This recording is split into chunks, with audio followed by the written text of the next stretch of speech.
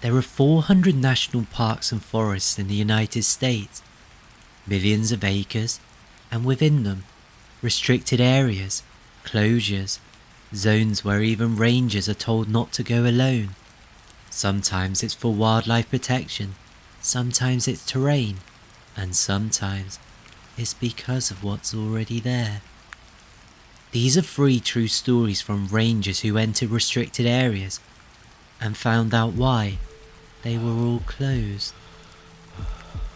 I was 24 when I took the seasonal job at Redwood National Park. It was my second summer. I knew the terrain, I knew the protocols, and I knew that Section 7, about 8 square miles of old growth forest on the eastern boundary, was closed to the public. The sign said, Habitat Restoration. The real reason was erosion and unstable logging roads from the 1970s. Rangers still patrolled it, twice a month, usually in pairs. But it was late August, we were understaffed, so my supervisor sent me out solo with a GPS tracker and a radio. Standard sweep, check for encampments, trash, off-trail damage. I started at dawn. The first 3 miles were quiet, thick canopy, moss everywhere, you could barely see the sky. Then, around mile 4, I started noticing things. Orange irrigation tubing running parallel to the trail, half buried in the leaves. I stopped.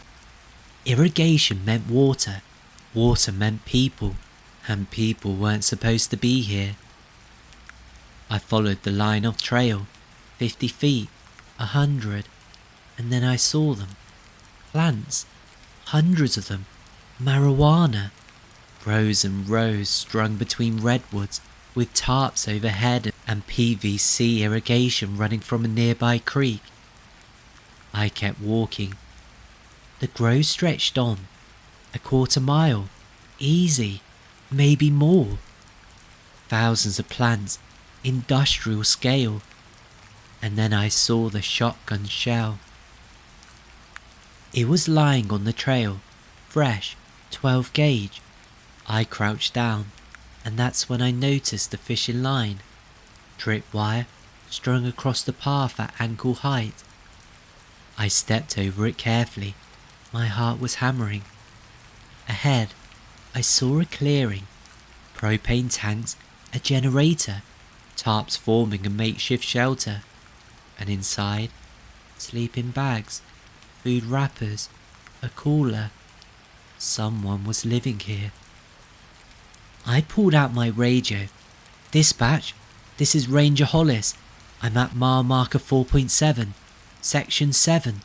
I've got a large-scale illegal grow operation, trip wires, evidence of armed occupants, requesting backup. There was a pause.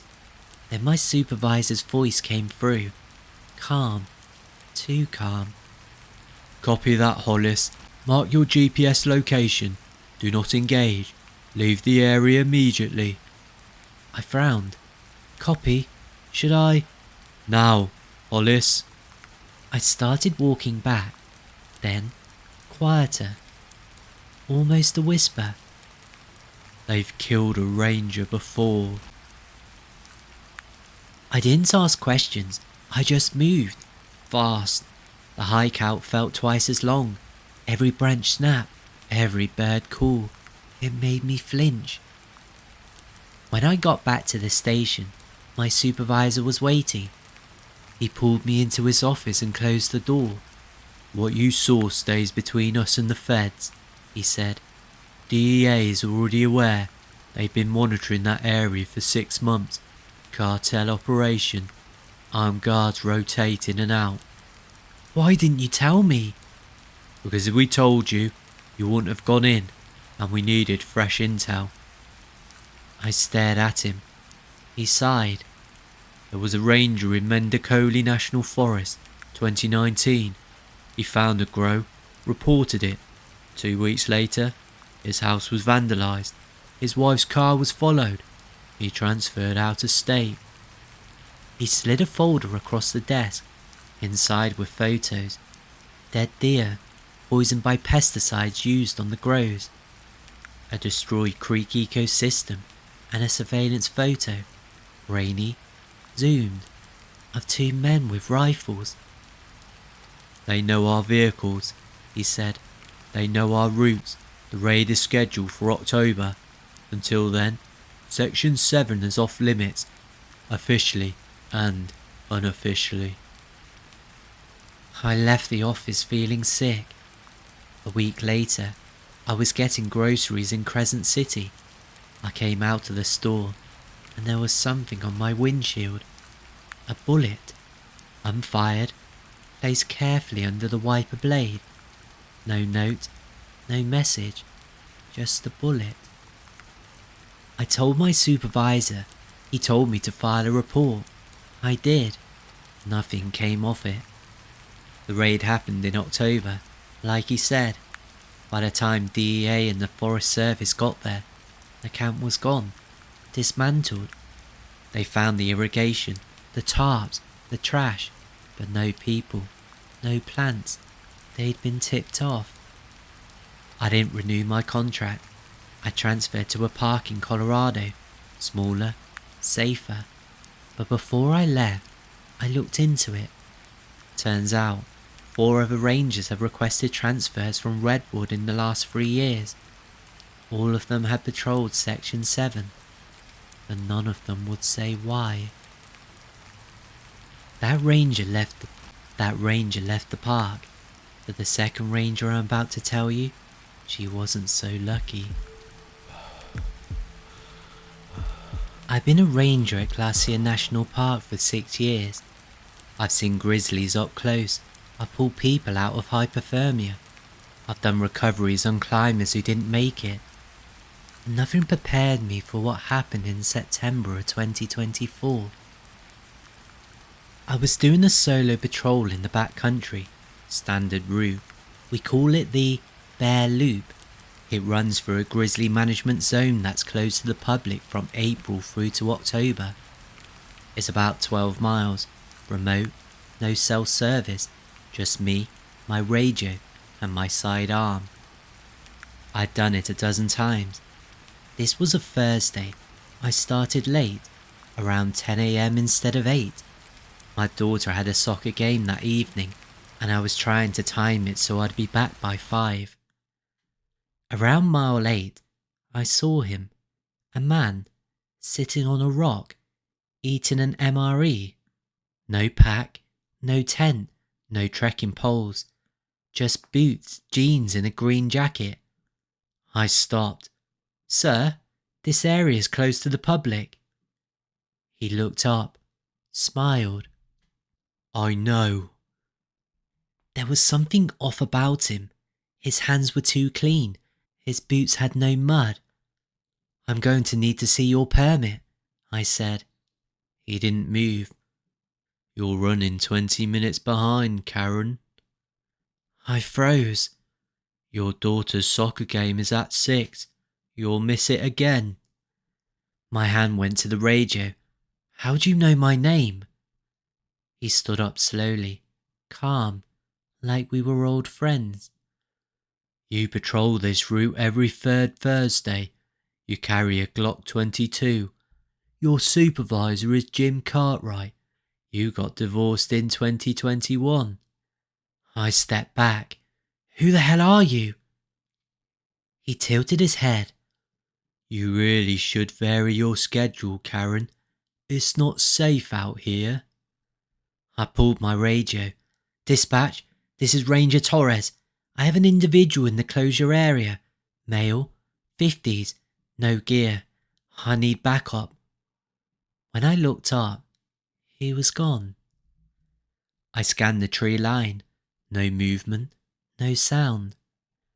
I ran forward to where he'd been sitting. No footprints, no MRE wrapper, nothing. Dispatch came back. "Copy, Torres. Nearest unit is 40 minutes out. Do you need immediate assistance?" I stood there, breathing hard. "Negative. Subject has left the area." But I didn't believe that. When I got back to the station, I filed a report, described him, requested a route change. 2 days later, my supervisor called me into his office. "We've got a problem," he said. He showed me a printout, a screenshot from a dark web forum. Here was a list, ranger names, patrol routes, schedules. My name was on it. "There was a data breach," he said. "Last year, internal MPS communications. Someone got access to dispatch logs, route assignments, personnel files." "How many rangers?" "7, across 4 parks." He slid another page across the desk. "A police sketch. This match your guy?" It did. "His name is Colin Voss, person of interest in a 2018 case. Stalking, assault, backcountry encounter in Olympic. Victim was a female ranger. He knew her route, her schedule. He was waiting for her." "Did they catch him?" "No." "They changed my routes, randomized them. I started carrying pepper spray in addition to my firearm. I didn't see him again. But 3 months later, I got a call from a ranger in Yellowstone. She'd encountered a man in the restricted area. 50s, no gear. He knew her name. It was the same description. He's still out there." "That ranger says she's still on patrol, but she still looks over her shoulder. But the third story I'm about to tell you, no one walks away from that station anymore."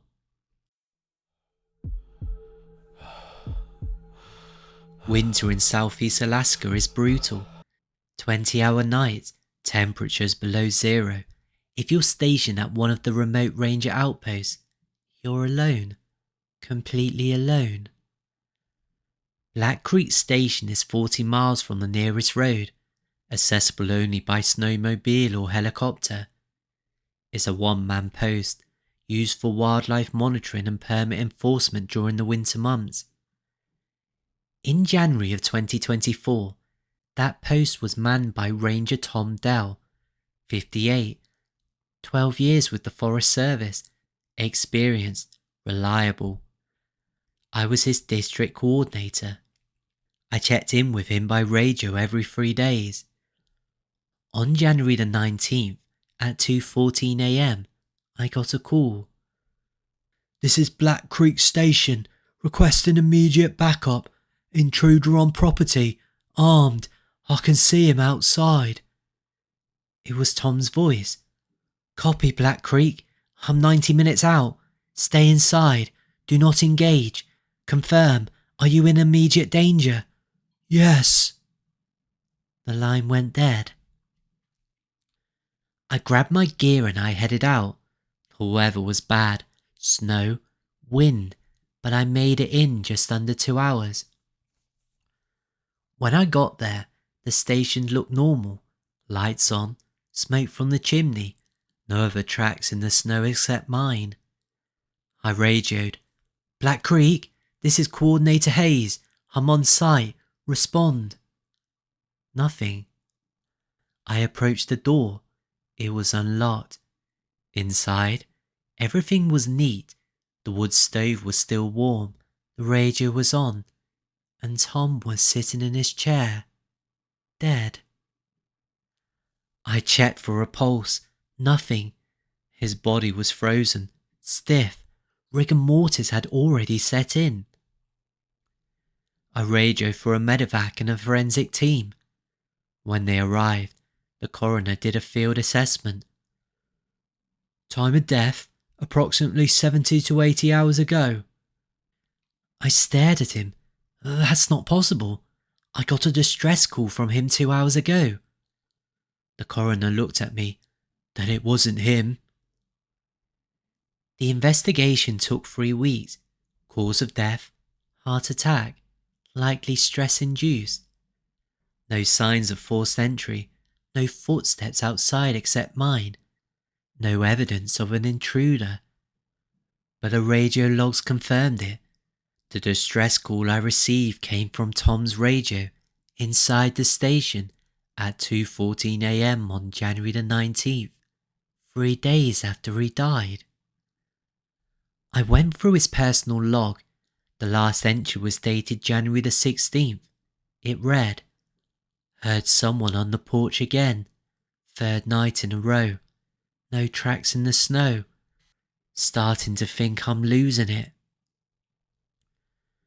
The Forest Service ruled it an equipment malfunction, atmospheric interference, a delayed transmission. But I pulled up the audio file.